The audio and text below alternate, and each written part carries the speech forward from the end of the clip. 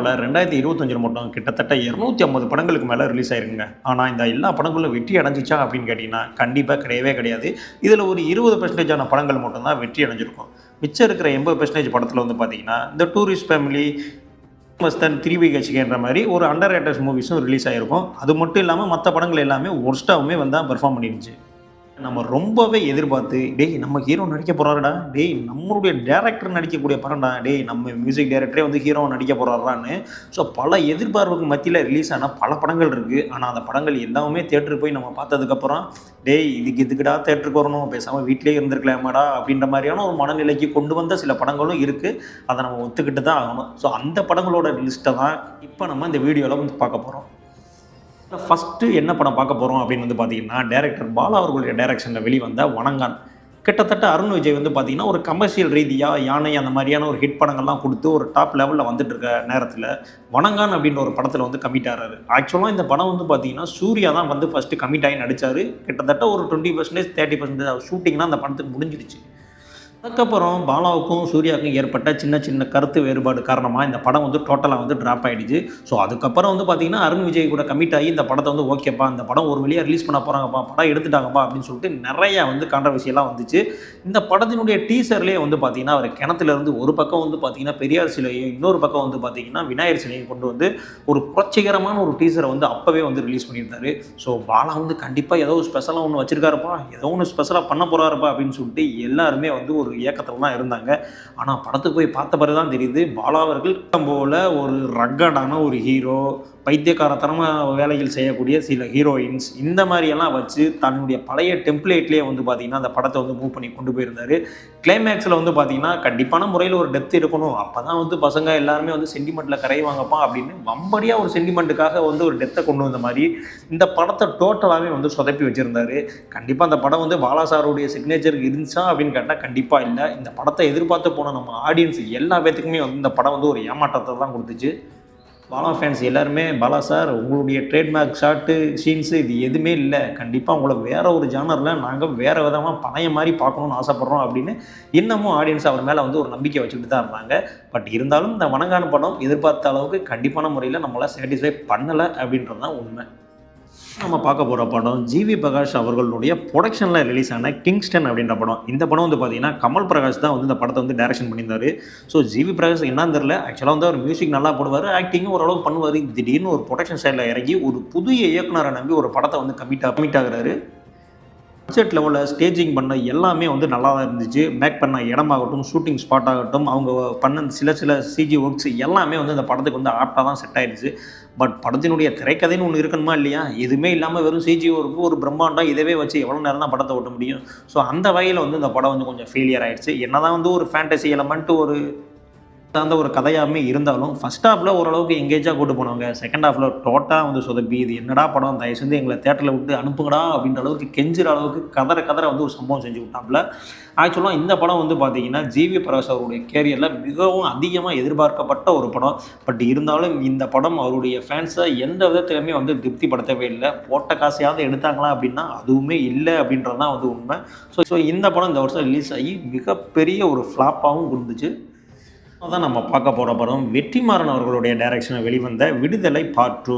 இந்த விடுதலை பார்ட் 2ல் என்ன பிரச்சனை அப்படின்னு வந்து பார்த்திங்கன்னா இது வந்து பார்த்திங்கன்னா 2025 ஸ்டார்டிங்லேயே வந்து இந்த படம் வந்து ரிலீஸ் ஆகிடுச்சு. இந்த படத்துக்கு வந்து கிட்டத்தட்ட ஒரு 1.5 வருஷம் வந்து மெனக்கெட்டு 2 பேருமே வந்து நிறைய வந்து ஸ்கிரிப்டெல்லாம் வந்து ரைட் பண்ணி நிறைய டைலாக்ஸ் அது இதுன்னு கொண்டு போய் ஒரு படத்தை வந்து ஒரு வழியாக வந்து ரிலீஸ் பண்ணிட்டாங்க. பட் இருந்தாலும் இந்த படத்தினுடைய பிரச்சனை என்ன அப்படின்னு வந்து பார்த்திங்கன்னா அந்த படத்தில் நிறைய கருத்தியல் சார்ந்த வசனங்களும் சீன்ஸும் இருந்தனால மக்களுக்கு விடுதலை 1 வந்து எந்த அளவுக்கு ஏற்றுக்கிட்டாங்க அந்த அளவுக்கு வந்து விடுதலை பார்ட் 2 வந்து அவங்களால ஏற்றுக்க முடியல. அதுக்கு முக்கியமான காரணம் என்ன அப்படின்னா விடுதலை உள்ள சில கமர்ஷியல் எலமெண்ட்ஸும் இருக்கும், அதே நேரத்தில் சில ரகடான சீன்ஸும் சில வர்க்கான சீன்ஸும் எல்லாமே வந்து இருக்கும். பட் விடுதலை 2ல் வந்து பார்த்திங்கன்னா டோட்டலாகவே வந்து பார்த்திங்கன்னா கருத்தியல் சார்ந்தே தான் படத்தை வந்து மூவ் பண்ணிட்டு போயிருப்பாங்க. ஸோ இது வந்து மக்கள் ஆடியன்ஸ் எந்த விதத்துலையுமே வந்து இந்த படத்தை ஏற்றுக்கிறவே இல்லை.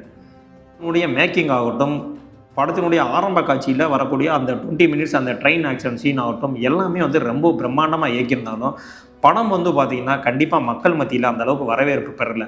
ஆனால் இந்த படத்தினுடைய எதிர்பார்ப்பு வந்து பார்த்திங்கன்னா ரொம்ப ஹை லெவலில் இருந்துச்சு. அதுக்கு முக்கியமான காரணம் என்னென்னா விடுதலை 1 சக்ஸஸ்ஸு. பட் இருந்தாலும் இந்த படம் கிட்ட எதிர்பார்த்த அளவு போகலை அப்படின்றது தான் என்னுடைய கருத்து. 4வதாக பார்த்தீங்கன்னா, நம்ம லோகேஷ் கனகராஜு வந்து பார்த்தீங்கன்னா, அவருடைய படங்களுக்கு எப்பவுமே வந்து ஒரு ஹைப் இருக்கும். அத வந்து யாருனாலயும் மாத்த முடியாது. ஏன்னா, அவர் ஆல்ரெடி எல்சியூ அப்படின்ற மாரியான ஒரு சினிமேட்டிக் யூனிவர்ஸ் வந்து கிரியேட் பண்ணிட்டாரு. ஸோ, அந்த யூனிவர்ஸுக்கு வந்து பார்த்தீங்கன்னா, தனியாவே ஏகப்பட்ட ஃபேன்ஸ்லாம் வந்து இருக்காங்க. ஸோ, அதனாலேயே வந்து அவருடைய இந்த படத்துக்கு மிகப்பெரிய ஒரு எதிர்பார்ப்பு இருந்துச்சு. "என்னடா படம் அத ஃபர்ஸ்ட்டு சொல்ற?" அப்படின்னா, "மக்கா என்னங்க தெரியாதா என்ன? நம்ம கூலி படம் தான்." இந்த கூலி படத்துக்கு மிகப்பெரிய ஒரு ஹைப் இருந்துச்சு. படத்தினுடைய பட்ஜெட்டே வந்து பார்த்தீங்கன்னா, கிட்டத்தட்ட 350, 40 க்ரோர்ஸ் 400 க்ரோர்ஸ்ன்ற வரைக்கும் ரொம்பவுமே ஹைப்ல கொண்டு போனாங்க. பட் படத்தினுடைய மேக்கிங் ஓரளவுக்கு நல்லா இருந்தாலும், படத்தில கதை அப்படின்னு ஒண்ணுமே இல்லாத ஒரே காரணத்துக்காக, இந்த படத்த மக்கள் எல்லாமே வந்து டோட்டலாவே வந்து அவாய்ட் பண்ணாங்க. ஏன்னா, அவங்களுடைய எதிர்பார்த்து லோகேஷ் கனகராஜ் அவர்களுடைய படம் ஒண்ணு ரிலீஸ் ஆகுது அப்படின்னா, அந்த படத்தில எந்த மாரியான ஒரு சிக்னேச்சர் ஷாட்ஸ் எல்லாம் இருக்கும், சீன்ஸ்லாம் இருக்கும், எந்த அளவு ஹைப் இருக்கும், அந்த மாரி நெறைய எதிர்பார்த்து போனவங்களுக்கு டோட்டலாவே வந்து ஏமாற்றம் தான் குடுத்தாங்க. இது மட்டும் இல்லாம உபேந்திரா அவர்கள் நடிச்சிருக்காரு, அமீர் கான் அவர்கள் நடிச்சிருக்காரு அப்படின்னு சொல்லிட்டு எதிர்பார்த்து உள்ள போனவங்களுக்கு அவங்க 2 பேத்துக்குமே வந்து பார்த்தீங்கன்னா, கிட்டத்தட்ட ஒரு 3 நிமிஷம் சீன் கூட கிடையாது. இதுக்கு எதுக்குடா இவங்கள கொண்டு வந்து நடிக்க வச்சீங்க அப்படின்னு கேட்குற அளவுக்கு வந்து சொதப்பி வச்சிருந்தாப்புல. ஸோ இந்த வருஷத்துல லோகேஷ் கனகராஜ் அவர்களுடைய இயக்கத்துல வெளிவந்த கூலி படம் ஓவராலா மக்கள எந்த விதத்திலுமே வந்து திருப்தி படுத்தல அப்படின்றது தான் வந்து உண்மை. இருந்தாலும் தலைவர் ஃபேன்ஸ் எல்லாம் வந்து பார்த்தீங்கன்னா, தலைவர நாங்க இப்படி தான்ப்பா பார்க்கணும்னு ஆசைப்பட்டோம். இந்த மாரி நாங்க பார்த்துட்டோம்ப்பா" அப்படின்னு சொன்னாலுமே, படம் ஓவராலா பார்க்கும்போது கண்டிப்பா டிசப்பாயிண்டட் மூவியா தான் அந்த படம் வந்து இருந்துச்சு.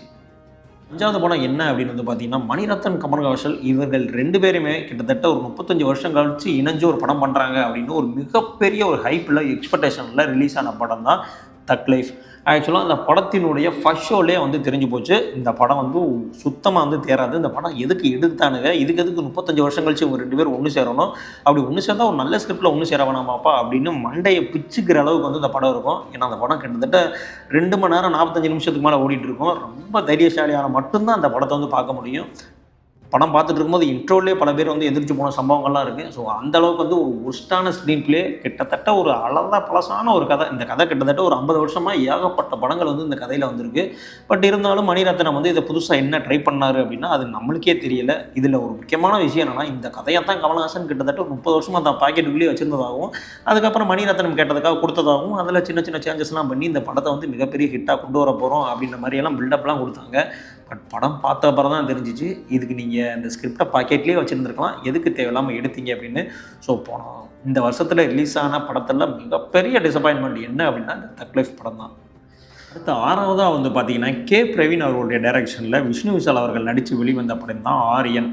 ஆக்சுவலாக விஷ்ணு விஷால் வந்து ஒரு மிஸ்ட்ரி த்ரில்லர், ஒரு இன்வெஸ்டிகேஷன் த்ரில்லர் படம் நடிக்கிறாரு அப்படின்னா, கண்டிப்பாக அந்த படம் வந்து ஹிட் ஆகிடும்பா, கண்டிப்பாக இன்ட்ரெஸ்ட்டாக இருக்கும்பா, செம்ம ட்விஸ்ட்லாம் அந்த படத்தில் இருக்கும்பா அப்படின்னு ஒரு ஹைப் வந்து நம்மளுக்கு ஆல்ரெடி செட் பண்ணிட்டாரு. அதற்கு இதுக்கு முன்னாடியே வந்த எஃப்ஐஆர் படமும் ராட்சசன் படமும் அதுக்கான சான்று. அதெல்லாம் எதிர்பார்த்து போன இந்த மக்களுக்கு அவர் வச்சாரு பாரு ஒரு ஆப்பு. ஏன்னா படம் ஃபுல்லாகவே வந்து பார்த்தீங்கன்னா இன்வெஸ்டிகேஷன் பண்ணிக்கிட்டே இருக்காங்க. அந்த சைடு செல்வராகவன் ஒரு ட்ராக்ல ஒன்று சொல்லிக்கிட்டே இருப்பார், இவரும் கண்டுபிடிச்சிக்கிட்டே இருப்பாப்புல. கிளைமேக்ஸில் எதுக்குப்பா இவங்களெல்லாம் நீங்கள் கொன்ன அப்படின்றதுக்காக ஒரு காரணம் சொல்லுவார். இது யாருனாலையுமே வந்து ஏற்றுக்கவே முடியல. அதாவது ஒரு ஃப்ளாஷ்பேக் வேணுன்றதுக்காக ஏதோ ஒரு ஃப்ளாஷ்பேக் வைக்க முடியுமா என்ன? அவங்க சொன்ன ஃப்ளாஷ்பேக்கும் சரி, அதற்கான ரீசனும் சரி, கொஞ்சம் கூட அந்த கதையோட வந்து தொடர்பே இல்லை. இதுக்கு நீங்கள் எதுக்குடா இப்படியெல்லாம் எழுதுனீங்க? இதுக்கு பேசாமல் ராட்சசன் பார்ட் 2 அப்படின்ற மாதிரி ஏதாவது ஒரு பேரை வச்சு வேறு மாதிரி ஏதாவது ஒன்று ட்ரை பண்ணியிருக்கலாமே அப்படின்ற மாதிரி படம் பார்த்துட்டு இருக்கும்போதே வந்து தோணுச்சு. இது இல்லாமல் வந்து பார்த்தீங்கன்னா, விஷ்ணு விஷாலை வேறு மீசை தாடியெல்லாம் எடுக்க வச்சு அது ஒரு மாதிரியான ஒரு கெட்டப்பில் இருந்தார். ஒருவேளை அந்த ராட்சசனுடைய சாயல் தெரிஞ்சிருமோ அப்படின்றதுக்காக அதெல்லாம் ட்ரிம் பண்ண வச்சாங்களா அப்படின்றது தெரியல. பட் அவருடைய கேரக்டருமே அந்த படத்தில் வந்து டோட்டலாகவே வந்து செட் ஆகலை. செல்வராகவன் அவர்களுடைய ஆக்டிங் மட்டும்தான் அந்த படத்தில் நல்லா இருந்துச்சு. படத்தினுடைய கதை ஓகே தான், ஆனால் அதற்கான செய்யப்பட்ட ஸ்க்ரீன் பிளேவும் அந்த கிளைமேக்ஸில் சொன்ன விஷயமும் தான் மக்களால் டோட்டலாக வந்து ஏற்றுக்க முடியல. ஸோ இந்த ஆரியன் வந்து பார்த்தீங்கன்னா விஷ்ணு விஷால் படத்தினுடைய கேரியர் பெஸ்ட்டாக வரும் அப்படின்ற மாதிரிலாம் வந்து எக்ஸ்பெக்டேஷன் இருந்துச்சு. படம் பார்த்த எல்லாருக்குமே வந்து டோட்டலாக வந்து டிசப்பாயின்மெண்ட் தான். ஸோ விஷ்ணு விஷால் இதை விட கொஞ்சம் நல்லா பெட்டராக படத்தை தேர்ந்தெடுத்து நடித்தா இன்னும் ஒரு பெரிய லெவலுக்கு வருவார் அப்படின்றது தான் என்னுடைய கருத்தும் கூட. அடுத்ததாக 7வதாக வந்து பார்த்திங்கன்னா, நம்ம தலை நடித்த விடாமுயற்சி. திருமேனி அவர்கள் கிட்டத்தட்ட ஒரு 2 வருஷமாக வந்து இந்த விடாமுயற்சி படத்துக்கான ஸ்கிரிப்ட் எல்லாம் பண்ணி ஓகே சொல்ல வச்சு, நம்மால் வேறு பாதியிலே ரேஸுக்கு போய் கொஞ்சம் வெயிட்டை போட்டு திரும்ப அதுக்கப்புறம் வெயிட்டை குறைச்சி திரும்ப ஷூட்டிங் வந்து திரும்ப அதுக்கப்புறம் படம் நடிச்சு ஆடியோ லான்ச் வைக்கவா வேணாமா அப்படின்ற மாதிரியான ஒரு பிரச்சனை இருந்துச்சு. அதுக்கப்புறம் ஆடியோ லான்ச்லாம் வந்து ரிலீஸ் பண்ணி படத்தினுடைய டைட்டிலெலாம் அறிவிச்சு ஒவ்வொரு ஹைவேலையும் வந்து சின்ன சின்ன ஃபோட்டோஸாக வந்து ரிலீஸ் பண்ணி மிகப்பெரிய ஒரு ஹைப்பை வந்து அந்த படத்துக்கு வந்து கொடுத்துருந்தாரு. மயில் திருமேனி படம்டா, கண்டிப்பாக படத்தில் வந்து எல்லாம் மாசு கீசு இல்லாமல் இருந்தால் கூட அஜித் வந்து வேறு லெவலில் வந்து காட்டிட போகிறாரு. கண்டிப்பாக அஜித் ரசிகர்களுடைய வரிசையில் வந்து இந்த படம் வந்து கண்டிப்பாக நிற்கும் அப்படின்ற அளவுக்கு மயில் திருமேனி வந்து இந்த படத்துக்கு வந்து ஒரு எஃபர்ட் வந்து கொடுத்துருந்தாப்புல. பட் படம் பார்க்க போனால் எல்லா தலை ரசிகர்களுக்குமே வந்து இந்த படம் வந்து ஒரு ஏமாற்றத்தை தான் கொடுத்துச்சு. அப்படின்னா நம்ம தலை படம் அப்படின்னு போனால் கண்டிப்பாக ஒரு கமர்ஷியல் எலமெண்ட் ஏதாவது ஒன்று ரெண்டாவது இருக்கும். அட்லீஸ்ட் ஒரு சின்ன ஒரு ஃபைட்லேயாவது ஒரு மாஸ் எலமெண்ட் அந்த மாதிரி வச்சுருப்பாங்க. ஸோ இதில் எதுவுமே கிடையாது. அவருடைய இன்ட்ரோடக்ஷன் சீனே வந்து பார்த்திங்கன்னா சுமார் நார்மலான ஒரு இன்ட்ரோடக்ஷன் சீனாக தான் இருந்துச்சு. ஸோ இது எதையுமே வந்து பார்த்திங்கன்னா அவங்க அஜித் ரசிகர்கள் வந்து ஏற்றுக்கிறவே இல்லை டோட்டலாகவே. ஏன்னா அஜித்தே 2-3 இடத்துல வந்து அடி வாங்குற மாதிரியும் ரொம்ப சாதுவாக இருக்கிற மாதிரி அந்த மாதிரிலாம் காட்டி படத்தினுடைய ஸ்க்ரீன் பிளேவை ரொம்ப ஸ்லோவாக கொண்டு போய் கிட்டத்தட்ட 2.5 மணி நேரத்துக்கு மேலே எடுத்து நான் ஹாலிவுட் ரேஞ்சுக்கு வந்து ஒரு படம் எடுக்கிறேன்ப்பா அப்படின்ற மாதிரி சொல்லி ஒரு வழியை எடுத்து வச்சிருந்தாப்புல. இதை ஜென்ரல் ஆடியன்ஸாக அதை ஏற்றுக்கிட்டாங்களா அப்படின்னு பார்த்தீங்கன்னா ஜென்ரல் ஆடியன்ஸாக இந்த படத்தை வந்து ஏற்றுக்கிறல. அப்புறம் எப்படிப்பா அஜித் ஃபேன்ஸ் ஏற்றுக்குவாங்க? ஸோ இந்த படம் டோட்டலாகவே வந்து டிசப்பாயின்மெண்ட் தான் அஜித் ஃபேன்ஸுக்கும். ஸோ ஜென்ரல் ஆடியன்ஸுக்கு வந்து இது வந்து ஒரு அண்டர் ரேட்டட் ஃபிலிம் தான், இது வந்து ஒரு ஹாலிவுட் லெவலில் எடுக்கப்பட்ட படம், கண்டிப்பாக இது ஒரு 10 வருஷம் கழிச்சு பார்த்தீங்க அப்படின்னா ஒரு கல்ட் கிளாசிக்காக இருக்கும் அப்படின்ற மாதிரி உருட்டிட்டு இருக்கானுங்க. உண்மை என்னன்னா எதிர்பார்த்த அளவுக்கு இந்த படம் வரலை அப்படின்றது தான் வந்து உண்மை.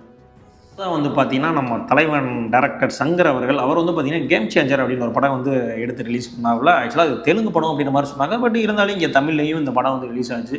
ஆக்சுவலாக வந்து இந்தியன் டோலியே வந்து நம்மளால் வந்து அடி வாங்கிட்டு சரி இதுக்கு மேலே நம்ம என்னத்த படம் எடுக்கிறது, இந்தியன் தெரியாவா டேரெக்டாக வந்து ஓட்டிட்டு ரிலீஸ் பண்ணி தப்பிச்சிக்கலாம் அப்படின்ற மாதிரி ஒரு முடிவில் இருந்தப்போ இந்த படத்தை வந்து ரிலீஸ் பண்ணாங்க.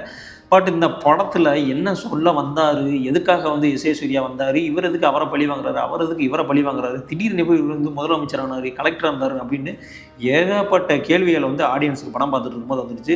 ஸோ இதுக்கெல்லாம் பதில் தேடி கண்டுபிடிக்கிறக்குள்ளே அந்த படமே டோட்டலாக முடிஞ்சு போச்சு.